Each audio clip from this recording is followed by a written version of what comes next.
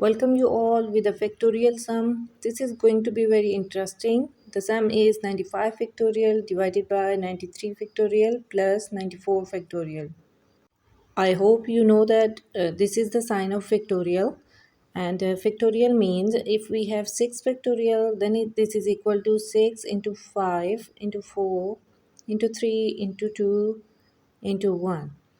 Or it could be written as 6 factorial is equal to 6 into 5 factorial, because rest all the numbers are equal to 5 factorial.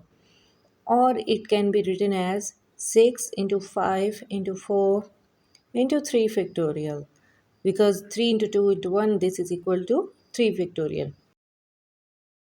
So let's start solving the factorial sum. 95 factorial can be written as 95 into 94 into 93 factorial divided by 93 factorial as it is, plus 94 factorial will be written as 94 into 93 factorial. In the next step, numerator will come as it is, 95 into 94 into 93 factorial divided by, in the denominator we will take the 93 factorial as common. 93 factorial common, and then in parentheses we got 1 plus 94.